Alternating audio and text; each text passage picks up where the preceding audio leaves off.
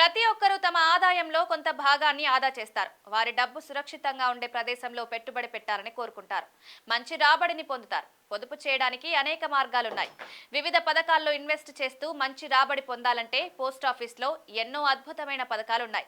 దీనిలో మీరు ప్రతిరోజు రూ. 333 పెట్టడం ద్వారా 16 లక్షల రూపాయల మొత్తాన్ని జమ చేయవచ్చు. ఆ స్కీమ్ పేరే పోస్ట్ ఆఫీస్ రికరింగ్ డిపాజిట్. ముఖ్యంగా దేశంలోని మధ్యతరగతి ఇళ్లలో పొదుపు చేయడానికి అనేక రకాల ఆప్షన్లు కనిపిస్తాయి. కానీ ప్రతిరోజు చిన్న మొత్తాలను ఆదా చేయడం ద్వారా కేవలం 10 సంవత్సరాల్లో 16 లక్షల మొత్తాన్ని ఆదా చేయవచ్చు. అనేక రకాల చిన్న పొదుపు పథకాలు పోస్ట్ ఆఫీస్లో ఉన్నాయి. వాటిలో రికరింగ్ డిపాజిట్ పథకం ప్రత్యేకమైంది. ఇందులో ప్రభుత్వం కూడా అద్భుతమైన వడ్డీనిస్తుంది. పోస్ట్ ఆఫీస్ ఉత్తమ చిన్న పొదుపు పథకాలలో చేర్చబడిన ఈ రికరింగ్ డిపాజిట్ ఖాతాలో నెలకు రూ. 100 పెట్టుబడి పెట్టడం ద్వారా మీ ఖాతాను తెరవచ్చు.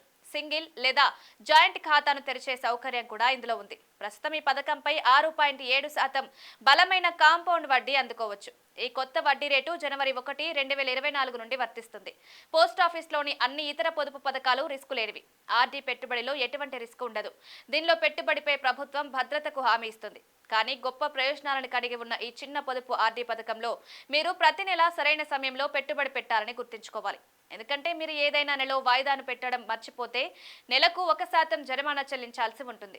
వరుసగా 4 వాయిదాలను మిస్ అయితే ఈ ఖాతా స్వయంచాలకంగా క్లోజ్ అవుతుంది. ఈ పథకం మెచ్యూరిటీ వ్యవధి 5 సంవత్సరాలు. ఇప్పుడు పోస్ట్ ఆఫీస్లోని ఈ పెట్టుబడి పెట్టడం ద్వారా మీరు 17 లక్షల రూపాయలు ఎలా పొందుతారు? ఈ పథకంలో రోజుకు రూ. 333 పెడితే ఈ మొత్తం ప్రతి నెల దాదాపు 10,000 అవుతుంది. అంటే ఇలా చేయడం ద్వారా మీరు ప్రతి సంవత్సరం 1.2 లక్షల డిపాజిట్ చేస్తారు.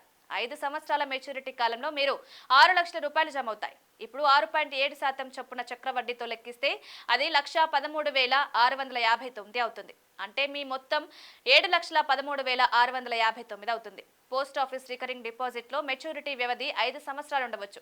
కానీ దాన్ని మరో 5 సంవత్సరాలు పొడిగించుకోవచ్చు. అంటే ఈ స్కీమ్ మెచ్యూరిటీ 10 సంవత్సరాల వరకు ఉంటుంది. ఇప్పుడు 10 సంవత్సరాల్లో మీరు డిపాజిట్ చేసిన మొత్తం 12 లక్షలు అవుతుంది. దానిపై వచ్చే వడ్డీ 5,08,546 అవుతుంది. ఇప్పుడు 10 సంవత్సరాల అంతరం వడ్డీని కలిపిన తర్వాత మీకు మొత్తం 17,08,540 రూపాయలు వర్ధిస్తోంది.